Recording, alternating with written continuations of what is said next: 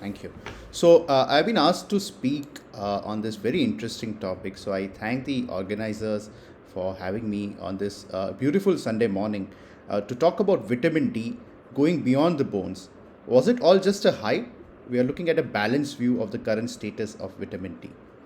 Now, whenever we look at something in present, there will always be something in the past which will give us a hint of what's happening now, right? And somebody said that history is not something which is repeated. History is just the exact copy of what happened in the past, only the circumstances are very different. So back in the day, Linus Pauling talked about, and this guy is a double Nobel Prize winner. He has Nobel Prize in two categories. He has Nobel Prize in physiology, I believe, and also in peace, right? So he's a Nobel a Peace Prize winner as well.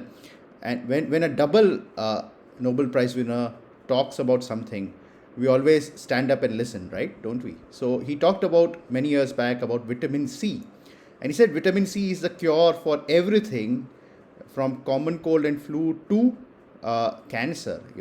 Even though the title says common cold and flu, well, he even talked about cancer. He even talked about many other diseases that were prevalent during that time. He said it helps in healing of the wounds. So this is what he talked about, and a lot of hype was created as a result of this very famous person talking about vitamin C. Now what we need to forget is that he is not a doctor.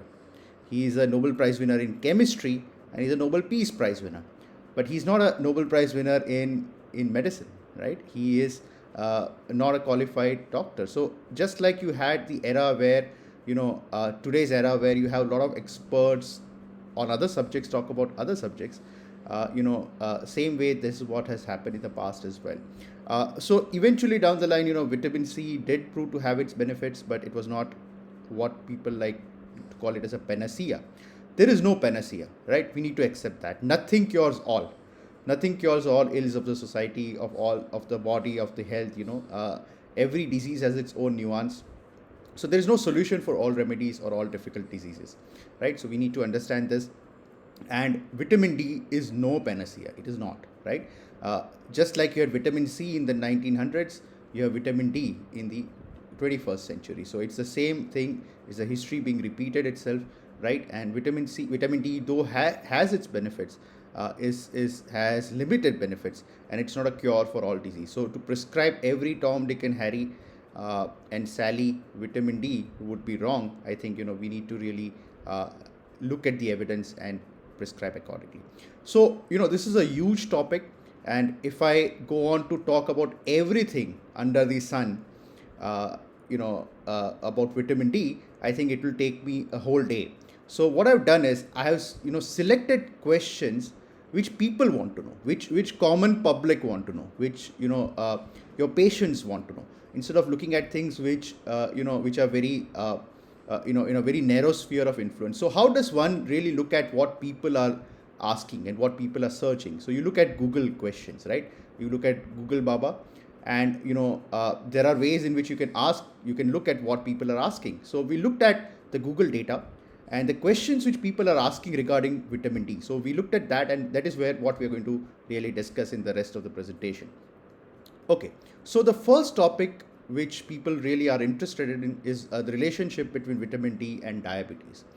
Now, the question which people are asking is a frequently asked question on Google: can vitamin D reverse diabetes? Right? So, we'll come to this question in particular in the end, but what we're going to discuss are certain under the hood kind of issues. So, let's start with the question: can vitamin D reverse pre-diabetes? Now, since diabetes is something, when somebody asks can vitamin D reverse diabetes, it's a huge thing, right? But if we talk specifically about pre-diabetes, most of my evidence that I'm going to give is from meta-analysis. I'm not going to bother you with individual RCTs except in a few cases, but we mainly discuss meta-analysis, and this is a meta-analysis published in 2020 by Zhang et al., where they actually found that the answer to this question is yes. In persons with pre-diabetes, vitamin D supplementation reduces the risk of type 2 diabetes and increases the reversion, the key word being reversion, rate of pre-diabetes to normoglycemia. And the benefits of this prevention is mainly limited to non-obese subjects. So this comes with a rider that in non-obese individuals, vitamin D can reverse pre-diabetes. So this is examined by a meta-analysis, and I think this holds to be true. Uh, the reversion of pre-diabetes to normal glycemia occurred in 21% of the patient compared who were given vitamin D compared to the control group, right? And the supplementation increased the reversion to normal glycemia. So it does help. So vitamin D supplementation does help with this. Now the challenge with a lot of these meta-analysis and in a lot of these studies is that there is quite a variation in the individual studies. So in some cases they have taken all individuals irrespective of the vitamin D status. In some cases they have taken vitamin D deficient individuals. In some cases the dosage of vitamin D supplementation has also been different in a lot of these studies. But I'll leave it to the authors of the meta-analysis to really work those things out. What we are really looking at are the results. So the answer to this question is yes, vitamin D can reverse pre-diabetes, right? And you can see this; these are the individual studies, and you can see the forest plot right here. Okay, but a lot of you who are experts in this subject will ask me the D2D trial. Now D2D trial is a very popular trial. It was published in New England Journal of Medicine. D2D trial was a negative trial. This was specifically done for pre-diabetes. Shouldn't we go by this trial? Well, the answer to this question is actually no. So if you do a sub-analysis of the D2D trial, this trial was actually positive. So basically what some people did was they did a sub-analysis of people of the D2D trial. They selected patients who were having baseline vitamin D deficiency. So in a post-hoc analysis of this data, the participants with baseline vitamin D level less than 12, right? So 12 is the magic number, I believe. If you see physiological changes that happen, they typically happen at level 12. So whenever you have vitamin D levels falling less than 12, you also see the PTH level rising. You see the parathyroid level rising. So one of the major challenges over the past few years has been to determine the correct status, correct level for vitamin D. And in my opinion, expert opinion please, in my opinion, vitamin D less than 12 is a reasonable target, because all these studies which I looked at and all the meta-analysis that I looked at, the evidence of benefit really was mainly when the vitamin D level was less than 12. And if you physiologically also see, whenever you have vitamin D less than this value, you have the PTH which is rising, and this is what often leads to the differences that you see. So in this trial, whenever you had vitamin D less than 12, you had an increase of PTH obviously, but you also had benefit of prevention of pre-diabetes. So there was a significant benefit of patients who were having vitamin D level less than 12, and when they were supplemented with vitamin D, there was prevention of pre-diabetes and reversion to normal glycemia, prevention of progression to diabetes and reversion to normal glycemia. So even in the largest trial, the D2D trial, though the participants in this subgroup was small, overall there was benefit with vitamin D supplementation. Next question would be, can vitamin D help in improving the glycemic control in patients with an established type 2 diabetes? So again, let's look at a meta-analysis by Wu, and they looked at this data, and in a subgroup analysis, they found that vitamin D supplementation, subgroup of people who were having vitamin D deficiency, if they look at this group, they found that vitamin D supplementation was associated with reduced HbA1c and reduced fasting plasma glucose, right? So those patients, again looking at patients who had baseline vitamin D deficiency, supplementing vitamin D was definitely associated with reduction of HbA1c and fasting plasma glucose. So there is a benefit, though this benefit is small, there is definite benefit which is significant in this group of patients, right? What about type 1 diabetes? So can the use of vitamin D reduce the incidence of type 1 diabetes in children? Again, very interesting question to be asked, right? And the data again was analyzed way back in 2008 by a wonderful meta-analysis by Zipitis, where they found that the mainly from observational studies, they found that type 1 diabetes was significantly reduced in those who were supplemented with vitamin D during childhood compared to those who are not supplemented, right? So again, I think this is an important lesson, and I think supplementing children with vitamin D may be really helpful in prevention of type 1 diabetes, especially in those areas where the prevalence of type 1 diabetes is pretty high, especially in the Scandinavian countries. So there is some benefit of vitamin D in prevention of type 1 diabetes, but the only kind of catch in this trial is that this trial was mainly meta-analysis of observational studies. So there was no RCT, right? So you do not have a randomized control trial. So I believe it's very difficult to conduct such an RCT, but at the same time, this is something you need to be aware. right? So there is definitely benefit, but I think it's limited to studies done, mainly observational studies rather than from an RCT data. So let's come to the question which was originally asked. Can vitamin D reverse diabetes? Answer to this is no, because there's no evidence of reversing or producing remission, that would be the right word, in either type 1 or type 2 diabetes, which are established. So patient is already an established diabetes mellitus. There is no data to suggest that vitamin D helps in reversal or remission of diabetes mellitus. However, again, to conclude on this topic, can vitamin D reverse diabetes? Answer is no. Can vitamin D reverse pre-diabetes? Answer is yes. And can vitamin D improve glycemic control in patients with established type 2 diabetes? Answer is again yes. And can vitamin D prevent type 1 diabetes in children? Again, answer is yes, but there is no RCT. It's an observational meta-analysis of an observational data. Okay, now believe you me, a lot of you, might find this trivial, but this is actually what people have been asking. That is vitamin D and hair loss, and this is something which is very important. In fact, this is one of the top questions in healthcare space all throughout. Right, and there's a lot of issue with hair loss currently post COVID also. So this is something which is cropping up in literature all over. So the Google question is, can vitamin D deficiency cause hair loss? This is something which is frequently asked by people. Let's look at the subject. Now, I'm not an expert in hair loss. I'm not a dermatologist. So, though a lot of patients with hair loss come to endocrinologists for various reasons, if you look at specifically about alopecia areata, now there are many causes of hair loss. So I think looking at hair loss in general would be very naive. So looking at a specific disease. So let's look at vitamin D and alopecia areata. Is vitamin D deficiency more common in patients who have alopecia areata? Answer is yes. Again, you have a meta-analysis by Lee, and subjects who had alopecia had lower vitamin D compared to, and the prevalence was higher of vitamin D deficiency compared to those not having alopecia areata or controls. And whether this is vitamin D treatment helps. So always remember, when you look at this data, whether the deficiency has some correlation, or whether treatment helps. I think there's always a challenge when you sort of fish out this data. But if you look at this data per se, at baseline, though there might not be any benefit of treatment, what people have found is that people with alopecia areata tend to have lower vitamin D levels compared to those not having. Remember, alopecia areata is an autoimmune disease. So what is the mechanism of vitamin D might be helping here, right? Again, we don't know whether there is clinical benefit, but theoretically, what is the help that is there? So basically, emergent stage of hair follicles, there is something known as immune privilege. So basically, during this stage of hair growth, the hair follicles are protected from immune surveillance. So this is known as immune privilege. Now, immune privilege collapse is one of the major mechanisms of alopecia areata. So this privilege goes away, and that's why you have autoimmune disease, which leads to hair loss. Now, interferon gamma has been known to produce immune collapse. What is known, very well known, is that vitamin D may contribute to maintenance of this immune privilege of hair follicles by reducing the interferon gamma level. So this is something which is a well-known fact. And again, you can see from this beautiful cartoon where vitamin D has been linked with preservation of the immune privilege, as you can see, right?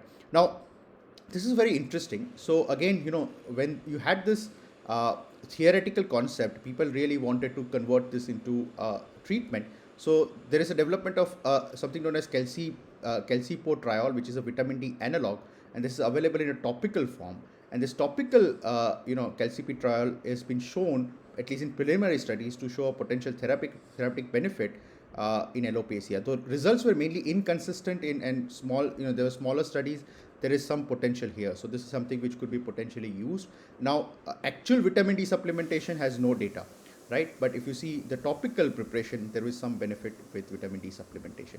But what is more interesting, and for endocrinologists and other people from the medicine fraternity, something which is very interesting is that with the benefit we saw with alopecia areata, there might be some role in other autoimmune disease also. So vitamin D may have some role. Of course, this is again theoretical, and we need reasonably good data to prove this point.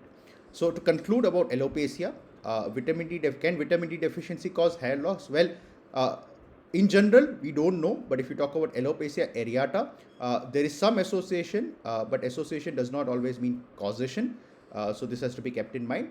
The topical preparation of vitamin D, a vitamin D analog called calcipotriol, has some role in management of alopecia areata. However, if you look at the bigger picture, perhaps vitamin D could have some role in autoimmune diseases, because it tends to kind of reduce interferon gamma and has benefit in terms of immune privilege.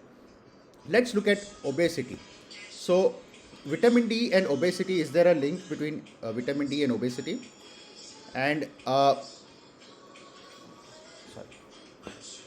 So, can vitamin D deficiency cause weight gain? That's an important question which a lot of people again want to know.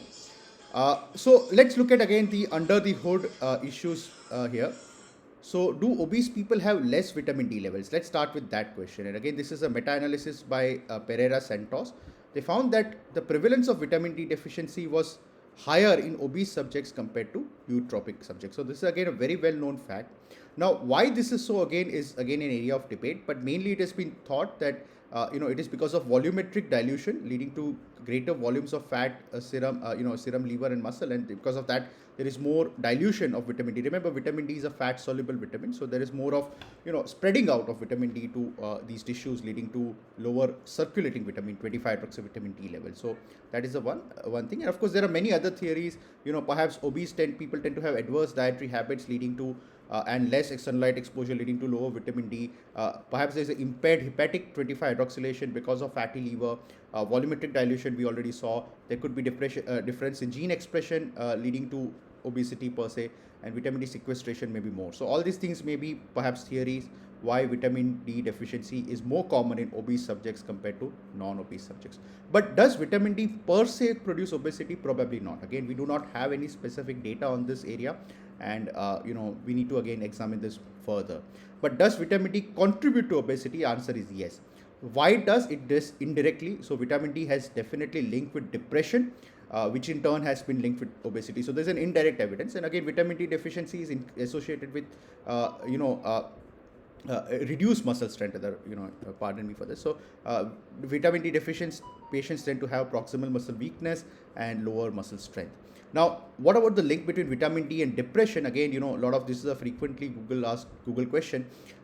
Does vitamin D prevent depression, or how much vitamin D should I take for depression? Now, this is a meta-analysis by Spedding, which has clearly shown that there is significant improvement in depression with vitamin D supplementation, and typically the mean supplementation dose was more than 800 international units per day. So again, if your patient is suffering from depression, perhaps vitamin D can benefit. The levels are often comparable to antidepressant medication. So this is something which is, I think, a good news for these patients.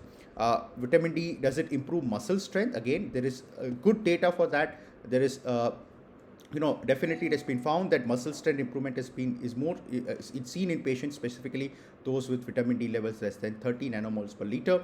And again, the benefit is more in older people compared to younger population, right? We had this paper which we had presented in ASBMR 2016. It was very well appreciated. We looked at basically vitamin D deficiency and a condition which is known as osteomyelitic myopathy, right? This is basically because myopathy because of severe vitamin D deficiency. Now, we don't see this very commonly in today's era because of better nutrition, but we continue to see this in the northern parts of India, where actually I did my training. That's at Gangaram in New Delhi. Especially during winter season, the sunlight exposure is pretty low.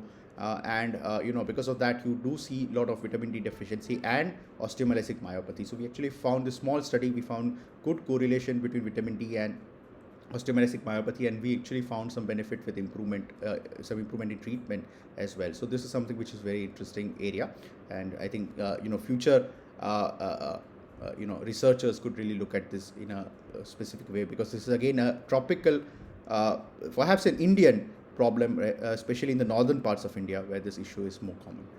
To conclude, vitamin D and obesity, is there does vitamin D cause weight gain? Probably not. But obese people tend to have lower vitamin D. Vitamin D supplementation definitely helps in depression and definitely helps in improvement of muscle strength.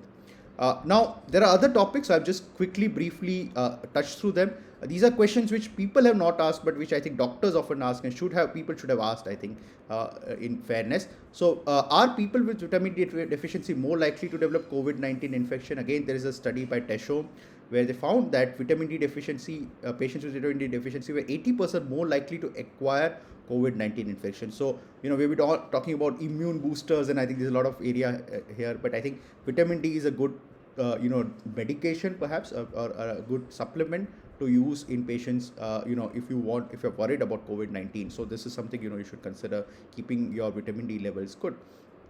Is there a link between vitamin D deficiency and increased risk of death? Again, you look at meta-analysis by Besante, which is published, very recently in 2021 March, and what they say is that while the available evidence to date comes from largely poor quality observational studies, may be viewed as showing a trend for association between low vitamin D and COVID-19 related health outcomes. This relationship was not statistically significant. So there is some relation, some signals, but the quality of data has been poor, and we do not have very good data, and perhaps this relationship is also not statistically significant. However, what again gives us hope is a recent trial which is published in JCEM. It's a case control study of just 900 patients who were given a vitamin D analog calcifediol, and they found that there was significant improvement.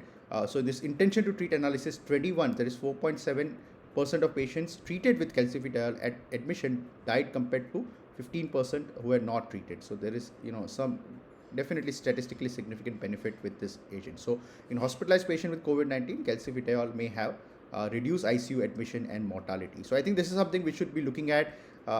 There is now COVID-19 cases are coming back again, and something you should probably look at. And at least I would say, keep yourself vitamin D sufficient to prevent COVID-19. That is definitely going to help. What about cardiovascular disease? I'll just give you one slide for this. Answer is no. Is there a link between vitamin D deficiency and increased cardiovascular risk? Now, this is a huge meta-analysis of 21 RCTs of more than 80,000 subjects. I think this should be conclusive. The results of this meta-analysis suggest that vitamin D compared with placebo was not associated with reduced major cardiovascular events. So there is no benefit of vitamin D supplementation as far as cardiovascular events are concerned. And does it prevent cancer? Again, frequently asked by doctors, but somehow it's not been asked by patients. Perhaps at this point of time they are not. Maybe without COVID there is some issue there. So again, this is a study by Hayakal which shows that vitamin D was not associated with significant reduction in cancer incidence. This is overall cancer incidence. If you look at specific cancers, colon cancer has shown some benefit. In fact, there's a meta-analysis from the WHO working group which has found that patients with lower vitamin D tend to have more risk of developing colon cancer. And talk about breast cancer in postmenopausal women, decreased vitamin D levels were, with no further reduction, was associated with slightly higher risk of breast cancer. Again, so these two cancers have some link with vitamin D, at least from the data which we have from meta-analysis. Overall, in terms of mortality, again, there is a study from Hayakal, the same study which you talked about. So there is no role in prevention, but there is some role in reduction of cancer-related mortality compared to placebo, and this is found to be statistically significant. So again, perhaps vitamin D may not prevent cancer or may prevent certain cancers, but will definitely help in terms of reducing mortality, which I think is something we need to look at more closely as well. Okay, so to summarize and not to take any further of your time, to give you some take-home messages here. Right, so let's look at vitamin D and metabolic health. If you talk about type 2 diabetes, vitamin D cannot reverse established type 1 or type 2 diabetes. If you talk about all diabetes, vitamin D can definitely help in modestly improving glycemic control. If you talk about pre-diabetes, vitamin D is associated with reversal. Supplementation of vitamin D leads to reversal of pre-diabetes or improvement in pre-diabetes or prevention to development of over diabetes. And if you talk about type 1 diabetes, vitamin D can prevent development of type 1 diabetes in children. Obesity, obese people tend to have lower vitamin D, but vitamin D itself cannot produce weight loss. And if you talk about cardiovascular risk, vitamin D does not reduce CV risk. Okay, vitamin D supplementation to be precise. If you talk about other diseases, alopecia areata, there might be some benefits, especially with vitamin D topical analogs. Vitamin D is definitely helpful in depression, and you need more than 800 international units per day for this. Vitamin D definitely reduces proximal muscle weakness. I think this is something which India-specific problem. We need to look at this in more closely. And if you talk about COVID-19, vitamin D may reduce the risk of COVID-19 infection, and in certain cases, using certain analogs may reduce the risk of ICU deaths also. So again, something you should be looking at more closely. If you talk about cancer, colon cancer, breast cancer, there is definite evidence. And about all cancers, it doesn't prevent all cancers, but definitely reduces cancer-related mortality. These have all been proven from meta-analysis. So thank you for a patient listening, and these are my data. You can follow me on Twitter if necessary. Thank you.